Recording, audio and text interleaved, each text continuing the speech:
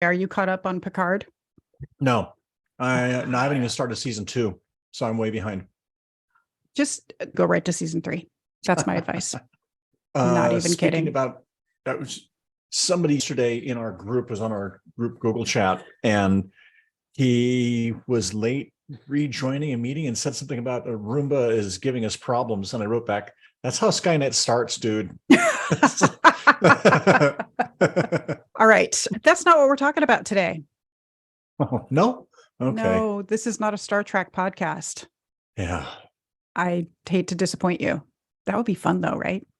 Yes, but I already listened to several of them, and they're more fun than we would be. They're crazy nerded out on Could you Star say Trek. that? I know it's true. I dream of being able to have time to be that nerded out. That's what I really want. I want it to be my job, so I have an excuse to be that nerded out. So let's stay in our lane and just talk about boring business stuff. Yeah. But make it exciting and fun. Do you know this phrase, working on the business versus in the business? No, I have not heard that phrase, and I don't quite get it. Let me think about this. Working on the business versus in the business sounds like the same thing to me. Welcome to The Belief Shift, the show that explores what you really need to know about building a successful small business. I'm your host, Camille Rapaz, small business coach and consultant who spent too much of her career working in corporate business performance. And I'm George Drapeau, your co-host and her brother. I'm a leader in the tech world, bringing my corporate perspective, but mostly my curiosity. Together, we're exploring beliefs about success and how to achieve it, but mostly we're bringing practical solutions so you and your business can thrive. Oh, interesting. Yeah, this is kind of a small business thing that just shows up. I've heard this phrase a lot. I've seen it out there a lot. Yeah. And so, I wanted to see what maybe the world really had to say about it. So I did what any good researcher does, and I Googled it because that's what you do. And there was I was surprised. I was surprised by how much information came back on that topic, like almost to the point where I was like, I don't need to do this episode. You guys just go Google it and you'll be fine. Really? Yeah. It was a lot. As I Googled it though, I was like, oh, I see what's happening. And so it really made me want to do this episode because I do think even though the phrase is used a lot, I don't think it's used well. Well, there's all sorts of stuff that we'll get into, but basically, yeah, don't Google it. Just keep listening because we're going to break down exactly what this means. And even better that George doesn't know what this phrase means, because then you'll ask me some really good questions that'll help me do a better job of explaining it, which is your whole purpose for being here. Awesome. Let's do this. All right, let's get into it. Okay. All right. So first I want to touch on, I realize I hadn't been touching on our belief shifts very much in the past few episodes. I want to come back to that and just say that this really is going to touch on, it touches on a lot of the belief shifts, but I think the top 3 are foundations over quick fixes, systems over chaos, and strategy over spaghetti at the wall. So just keep those belief shifts in your head as we have this conversation. Okay. So this is a really important concept for small business owners. Yet in my research, there was just it's almost like the more information there is, the less helpful it is. Yes. You find that? Yeah. Absolutely. That was my biggest challenge with this. So what I decided when I started to look at this was maybe we should make this a 2-parter in this topic. So this first episode that you're listening to now, we're just going to focus on the what is it and why do we care? And then we'll do a second episode where we'll just talk about, well, how do I actually then do that?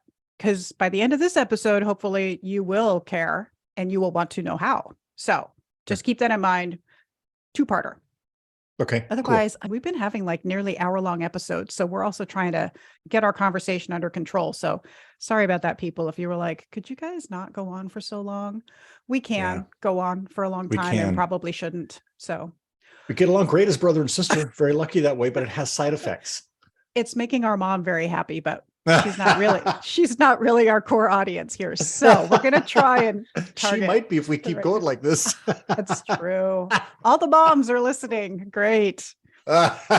Only if they need business advice. All right. Maybe mom will hire me. She could start a side hustle right now. She's only going to be 80 this year. She has time for a side hustle. She does. That's amazing. She's doing great. Okay. Hi, Mom. Let's not go on that tangent. Yeah. Speaking of being thoughtful about our time. So let's talk about what I found on Google, because just for a second, I just think it's important to point out that sometimes we research these things and we get all these responses back and then we get frustrated because they're not helpful. And I get that. And I had somebody tell me that the other day, I Googled this topic and it really overwhelmed me and it wasn't helpful. Can you help me? Yes, that's what I'm here for, actually, is to help you when you're trying to, we do want to just learn things on our own, but it's not always that easy to do. So when I Googled this, I found what was most fascinating to me was the exact phrase. So oftentimes I Google a phrase and then the answers I get back in the headlines aren't that exact thing I Googled. This time it was over and over and over again. So this is clearly an SEO thing. Yeah. This is showing up for that reason. But it was also interesting to just see all the different types of articles that were using the same headline, but they weren't making the same point. Interesting. SEO for the audience, by the way, please. You explain it, techie nerd. Search engine optimization. People, if you want to actually make your stuff more easily searchable, or if you've got a web presence, you want to make your stuff found, there are things you should know about the search engine algorithms that help zoom in on you and your thing only. And there's a bunch of techniques that I don't really know. I'm sure you know a lot more than I do about how to optimize your stuff. So what you're saying is, when you're saying the SEO, it's clearly an SEO phrase. What do you mean by that, Camille? Yeah, it's basically, it means, to me, it's pointing out, and I didn't research this, but it's pointing out that, oh, that's definitely high in search engine results. So people will use that phrase because they know people are searching for that phrase. Exactly, that phrase. My blog would be found. Right. So we would, of course, title this podcast with this, knowing that then people will find it, but then we're going to talk about what it really means. So, okay, I think, hot tip, we should now title every episode this now. We should just name the podcast this, because then everybody will find us. Or cat videos. Name it Funny Cat Videos. That's true. Welcome to the Funny Cat Videos podcast. Happily shifts. And business. Not sure that would hit my target audience, but maybe. Yeah, maybe. All right. So here's what's just an example of this. So Forbes. I try to pick names that we know, right? So Forbes magazine, they had a title that was torn between working on or in the business, 11 ways to strike a balance. That was probably the most, like, the closest to having answers, but I didn't really like their 11 ways. So I'm going to give you my own ways. I know. I know. I'm kind of poo-pooing on Forbes. How dare I? Inc. magazine said, working on your business, not in your business. That was their headline. Entrepreneur magazine said, work on, not in your business. Not my advice. We will talk about why. Success magazine said, working on versus in your business, what's the difference? And then they literally went on to say the opposite, which was you should work in and not on your business. So they were all over the place. Let me just say, if you read all 4 of those articles, you'd be confused. There was a lot of fluff. Interesting. So I wanted to dig into a little bit of, like, well, where did this idea even come from? Please. Right? Well, according to the E-Myth and other resources, but mostly to the E-Myth, it comes from the E-Myth. So this is a book. There's a book called the E-Myth. The E stands for entrepreneur. And so it's the myth of being a small business owner. So it's the latest book. The author is Michael Gerber. Again, I'll drop that in the show notes. It's a great book about building a small business. The full title is E-Myth Revisited, because he's updated it. Why most small businesses don't work and what to do about it. Pretty straightforward what that book is about. And it's really great, really clear about what you should be doing in your small business. The reason I bring this up is his phrase is actually work on, not just in it. So he doesn't say versus. He says work on it, not just in it. Not just in it. Yeah. Yes. So I'm curious, and now that you hear that different phrasing, George, does that change a little bit of what you think that this means? It tells me a lot about why you put those other quotes in there too, because it sounds like, I'm just going to make a leap here. It sounds like in it kind of means immersed in it, but maybe not stepping back and thinking about what you've been talking about this whole time. Strategy and planning, you're just too caught up in the details. And I'm guessing that means most of those other articles, they're recommending you pivot from one form of thinking to shifting more of your mind to the other form of thinking. They're not explicitly saying, look, you got to do both. You're doing too much of one. You need to start thinking another, but they're being too pivoty about it. Hyperbolic about it to get clicks, because that's what we do. Yeah. That is what we do. You are spot on. So for me, when Really? I was looking at this, in addition to, yes, good job, George. In addition to that, what I was thinking when I read that was versus implies that these are in competition with each other, Right. that one should be more Absolutely. valued than the other, or that is even an alternative to the other, right? So that's what versus implies to me. When you change Yeah, that me phrasing too. to the just, not just this, but also this, that brings in this idea of balance, which is also one of my big themes. Is there this black and white either or is killing us? We have to really think in terms of balance. So here's how I would reframe how we think about this idea of working on versus in the business. I would reframe it as there's two modes of working, and every business owner has to strike a balance of these two modes of working. And that balance will change over time as your business matures. So it's not static. It's not, now I figured it out and it shall forever be this way. And so then when I think about this idea of working on the business, I think of that as an act of leadership. So my phrase would be, don't just run your business, but lead your business. That's clearer. That gives you a little better understanding. But we still have to define what we mean by lead your business. Absolutely. But you at least have this term of, it's more forward thinking, right? I like this. Say it again. It's don't just run your business, but lead your business. Don't just run your business, lead your, yeah. And no verses. Don't just do this, but also do this. All right. So let's break down what we actually mean by this. These two modes of working. So the work of working in the business or just running the business, this is all the day-to-day stuff. I'm paying the bills. I'm improving the website, SEO. I'm buying my office supplies. I'm doing all the day-to-day. I'm designing every product. I'm creating every product and service offering while I'm also dealing with the daily emails and incoming requests. I'm delivering on every customer need. I'm doing all of it. And I'm doing all the very near-term reactionary work. That's the in the business. Make sense? Absolutely. It makes perfect sense. In the business. I'm in it. I'm in it. Just like you described. I'm in it. I'm heads down. I'm just focused on what has to happen in this very moment all the time. Yeah. And then on the business or the leading your business work is that bigger picture that you talked about. I'm setting a long-term vision. I'm determining strategies for the business, like around marketing or growth and scale of my business. I'm doing research, even creating systems and processes that will help my business be more self-sufficient and consistent, setting goals and creating plans, even establishing a specific culture for your business. Still very important for a small business to be deliberate about that. That's this working on or leading the business. Some of the more obvious stuff too might be the hiring strategies and team development stuff, right? So this is that long-term, big picture, proactive work that we have to do in order for a business to have this long-term sustainable profitability, right? Yes. Now, as a small business owner, so start putting on I'm the founder of the Marching Magicians, George, and you just started your small little business. Okay. And everything is going well, but you're realizing as you're learning about this concept of working on versus in the business, that you really aren't spending enough time working on the business. Okay. Could you imagine, why do you think that's happening to you in your first years of this business? Well, right off the top of my head, the first reason is a positive reason. It's because I'm loving it. I mean, I'm doing it. I'm involved in the energy of interacting with customers, which are, I think in any business that I've been in or been a part of, you just go talk to customers. It's just so exciting. So exciting. Just that. So it's fun, right? It's an adrenaline rush.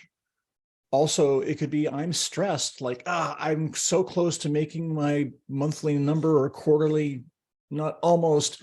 We got to just do one last push. I just got to be heads down and do what I can to try to close a little bit more business, which is, to me, doesn't sound like fun, but necessary and, motivating. It could be because I've just been going so long that I haven't stood up to catch breath. Those are a couple things. I could probably think of more reasons, but stuff like that. Yeah, you hit the big ones, I think. I think a lot of it is just because we got into running our own businesses not because we're experts at business and we care about that. We did it because we're experts at the thing we do, right? What the business is about, what the business delivers. And we love doing that thing. So when you said, this is more fun. Yeah, it is. It's more fun if that's what your business is about. You obviously, hopefully you've picked a good business for yourself that you love. And so you're having more fun with it. So you think all of that is valid. I also think there are layers of, I just don't even know how to do any of that leading the business work. Yeah. I don't know how to do strategy. I don't know what it Yeah. means to hire well and do team development. I've never had to do that stuff before. So this long-term thinking, it's the harder stuff because it's stuff you've never done before for most business owners. They've just never had to wade into that space. And especially if they've been heads down in the business and the business is doing well, you can also be like, what, do I even need to do that stuff? Do I need a strategy? I mean, things are going fine right now, right? Yeah, right. Maybe I That's don't a need to do great it. point. I know lots of businesses are like, things are good. I don't think I need any of that stuff, right? Yeah. And other business owners could be thinking about I just want to keep it simple. I don't want to get overly complicated with all this strategic planning and all this stuff. I just want to keep it to this. And while I 100% love the idea of this keeping things as simple as you can, there is such a thing as it being too simple, because business is just not simple. It's not going to succeed if it's overly simplified. So that can trap people into this, not wanting to go into this space of working on the business or leading the business. Yeah. I think there's also some other underlying things that can come up for business owners that they might not consciously think about. So it's something for everybody listening to think, I wonder if that's been happening to me at all at a sort of subconscious level, which is sometimes we think just the fact that I'm an expert at this and I know what people need can lead to this idea that, so all I have to do is create this fabulous thing and then it's going to be successful. I don't need a strategy for it. I don't need a marketing plan. I don't need all these things. I just need to do it and put it out in the world and it'll do fine. And that's not how business works. It's not that if you build it, they will come world. It doesn't work that way. We're not Field of Dreams, unfortunately. Yeah. And then the last thing I think that can get in our way as I think about this is just this bootstrap mentality that we have out in the world. If we take it to the extreme of, I can do it all and do it all on my own, it leads us to not wanting to invite others into our business, which means we're never going to have time to do any of that work on the business. Because you can't do this on. So any given business owner could have any number of these. It's not going to be just one of these. That's the other thing. It's going to be a complicated mess of bits of some of these things. So unwinding that for yourself can be a little bit challenging, but that's every business owner also. So if you're out there thinking, oh, shoot, this is me.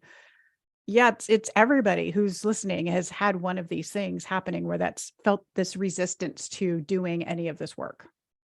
It's very common. Yeah. And I don't think this is a small business problem, by the way. No, I completely agree. I mean, as you're talking about it, I can clearly see how this maps to big corporate business as well. Absolutely. This is just a business problem. When we talk about how sometimes business just inherently comes with a set of problems for you to solve as a business owner, I think this is one of them. Yeah, I think you're right. It's just for sure. We're not talking about it if you're wrong. Hey, today on the Belief Shift, we're going to talk about something that I do totally wrong, and I want to share that with you. I want to find that thing, actually. That would be kind of awesome. But not today.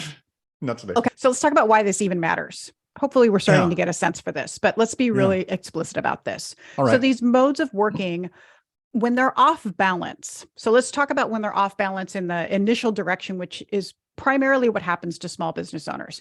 You're working too much in and not enough on. You're not doing enough leading in your business.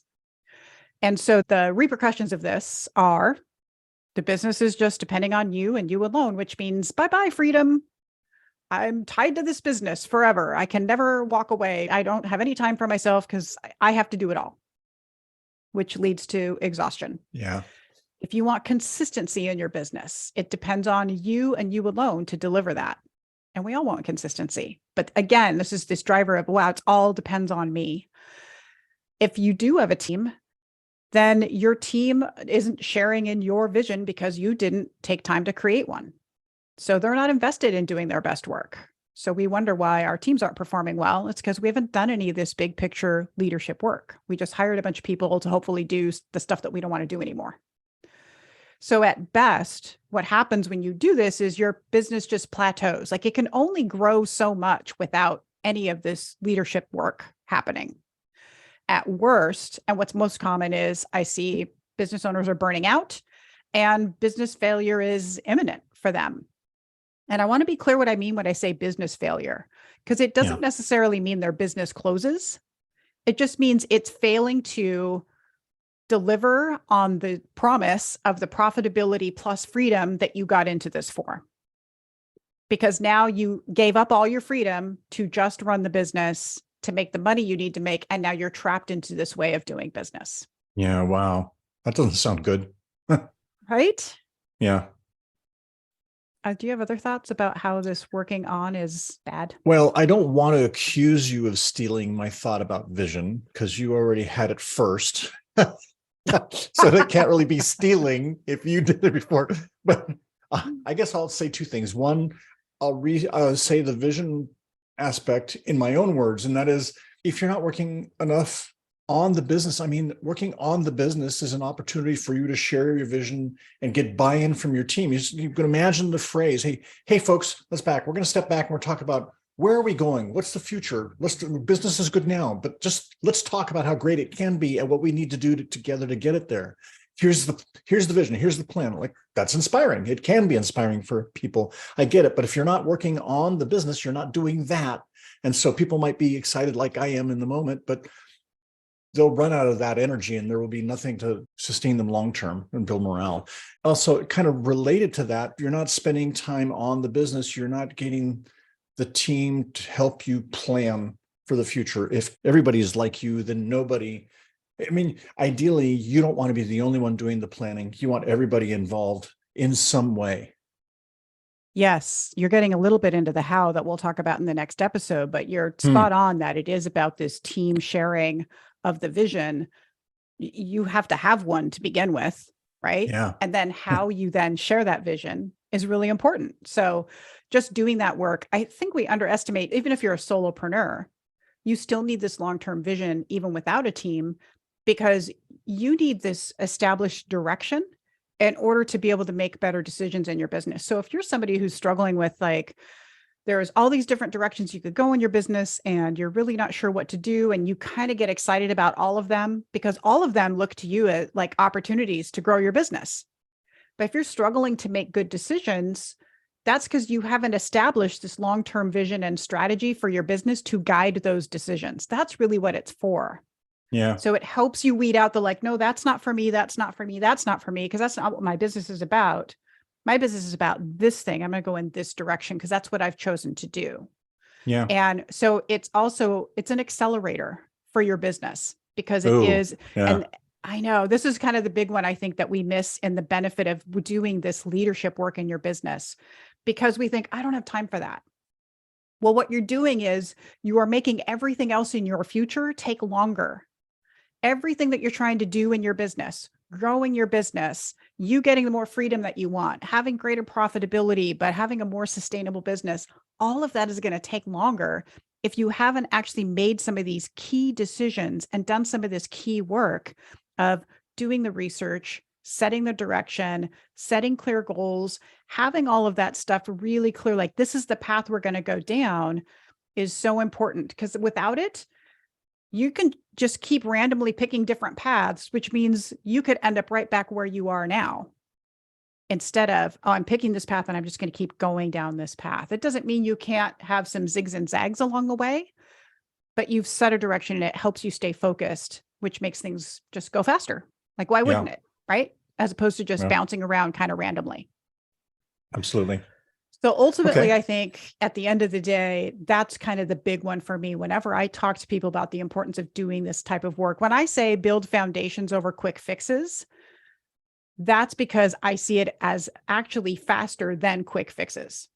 Long term, it's basically the tortoise and the hare conversation. Foundations, that's the tortoise, and they're going to win the race at the end of the day because the hare is just the quick fix. I'm going to be rapid, fire all over the place, but it's not actually taking you anywhere. Slow is smooth and smooth is fast. Exactly. Yeah, I like that phrase. Yeah, me too. It's fun. Okay. So that's the argument for why you should spend more time working on your business or leading your business. Okay. There is a flip side to this. There is such a thing as doing too much leading and not enough doing, or too much on the business and not enough in the business.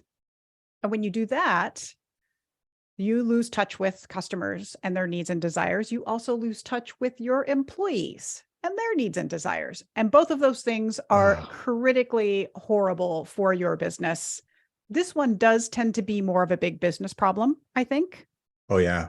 Bigger it gets, the harder it is to stay in touch with what's happening on the ground, right? But I've seen small businesses make this mistake too, where they moved too quickly they were like, oh, that sounds great. Yes, I'm burned out. I don't want to work in my business anymore. I'm just going to do all the work on the business and I'm going to leave all of this to my employees. And they just walk out. And then I realized business performance is tanking because I'm not involved. It's because they move too fast. So it can happen in a small business too. We'll talk about this more when we talk about the how in the next episode. But I just want to emphasize, even though this is probably more commonly seen in a big business, it can happen in any business.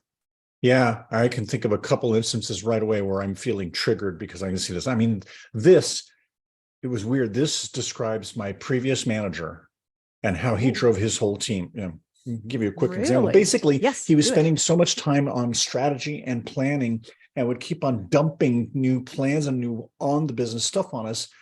We never spent time actually running it and wrapping up what we did. And it was just an overload of strategy. It was useless.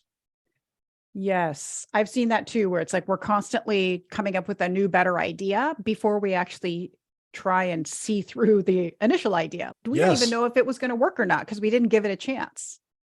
Yeah. Yeah. I have another thought about this, if you don't mind. I know people who like spending time in their head like this. They love the planning and they don't really ever get to doing because they're trying to perfect their plan. I know the guy, for example, who wanted to build a to-do application. They want to build the perfect to-do application. There's a million of them out there. I've tried many. It's almost an addiction trying new to-do task management apps. And this guy wanted to write one and he never, ever wrote it because he was always just, there's some problem with this thing. Let me go back and plan. And he never actually got to writing one and trying and figuring it out. Just never. Yeah. I think of this as I'm hiding in the planning, right? Yeah. That's a form of hiding. So I'm spend so much time just thinking about the work and planning out the work. And it's also a little bit of that perfectionism getting in the way, right? It's like, because it's got to be perfect when I launch it. And we've talked about this before, that there's no such thing. There's no such thing as creating something perfectly in a vacuum. You can't do that, especially when you're creating, as business owners, something for someone else. Their idea of perfection is not your idea of perfection, by the way. There's no one perfect, right? Yeah, that's for sure. So what I want that would be perfect in a to-do app is definitely going to be different from what you want. I think this is one of the trappings of I just create something amazing and everybody's going to want to buy it because I know it's amazing. And if I think it's amazing, everybody else is going to think it's amazing. Yeah. I love that example because I do think people have to be aware that even if you think about the idea, you're going to go out and start doing some of this work. I'm going to start developing some strategy. I'm going to start focusing on my leadership, whatever these things are you want to do.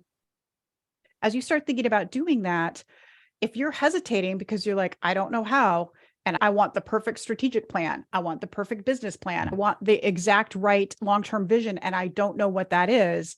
If that's keeping you from doing it, you will never do it. Yeah, absolutely. You can't possibly know it until you try. You just can't know what those things are until you try some things out. So you know what? You're going to develop a strategy and it's going to fall flat. And you have to have that experience in order to then develop the next better strategy. Yeah. You can't skip over the mistakes and the failures to get to that better state. You don't get to just skip those steps. So you have to go into this as, I just got to put some stuff out there and see what happens. Right? Yeah. But it does need to be, this is my bet. Like I'm putting my best foot forward kind of idea, I guess. Huh, I like that. Yeah. And that's what we're all doing, by the way. Nobody knows how to do this well. Businesses, big and small, that I work with, businesses who have been around for decades or are brand new, they all have very similar struggles with this idea of coming up with good strategies and plans and doing this foundational work in business, or really just developing a strong culture, or hiring and recruiting well, or just doing team development, like all these aspects of business, even just doing good marketing and branding. And I like businesses struggle with this all the time. We see big businesses make branding mistakes all the time.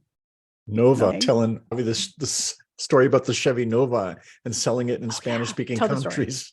Yes. So when Avi was, I think, 5 years old, so our son is bilingual, he's amazing, and was telling them this story about this car, the Chevy Nova. This is a true story. And the Chevy Nova was a great selling car here in the United States. And then General Motors tried to introduce it into Latin American markets. Well, Nova means doesn't go in Spanish and I think also in Portuguese. And so it did horribly in those markets. And I was telling Avi, they tried to sell this car. What does Nova mean in Espanol? And he was thinking, Nova doesn't go. And then he started giggling. Why are they selling a car that doesn't go? And then he wanted to tell everybody, hey, this car, the company tried to sell a car that doesn't go.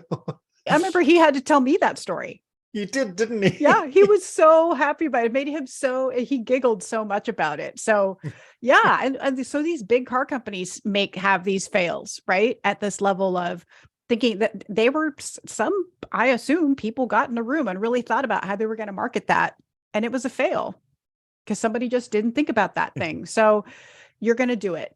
You're going to fail at some of this stuff. It's not going to work out. That's kind of the point. Like we have to fail our way into success. That's really the only way you can get there.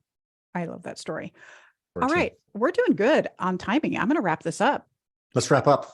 So my closing on this is just, every small business owner starts out doing all the work in their business. You wear all the hats because you're it. You do all the stuff.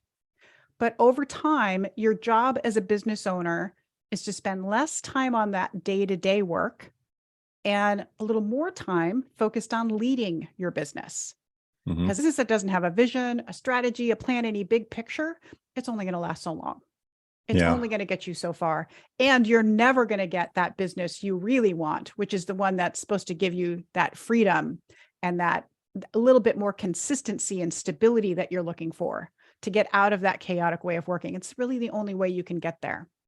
So that's our whole reason for needing to do that, needing to spend more time in the leading. But it is always about a balance, and it's always striking a balance that's changing over time. As your business matures and gets bigger, this balance will start to shift. You'll start to spend more time leading and less time working in, but you should never, ever stop doing the work in your business, the work of running your business. Always some aspects of that you've got to do to stay connected to your business. So it's not an either or. Cool. Any last thoughts, George?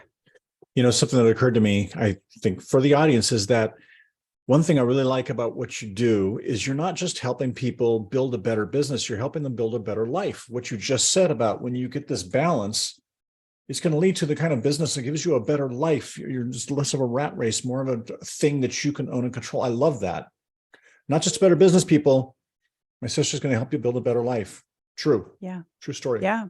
I always think of it as the reason that we got into wanting to run our own business was because we wanted a better life. Yeah. And it's really easy to get caught in the trappings of what it means to run a business and forget that part.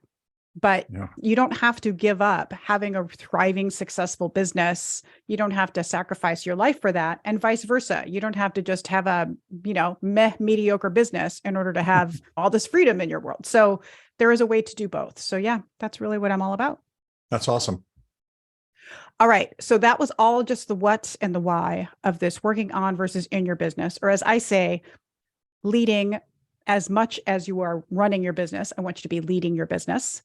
But in the next episode, so come back next week, because we are going to just talk about all of the how, because this all sounds nice on paper, right? But doing it is a whole other deal. So much of what we talk about is like, that looks great on paper.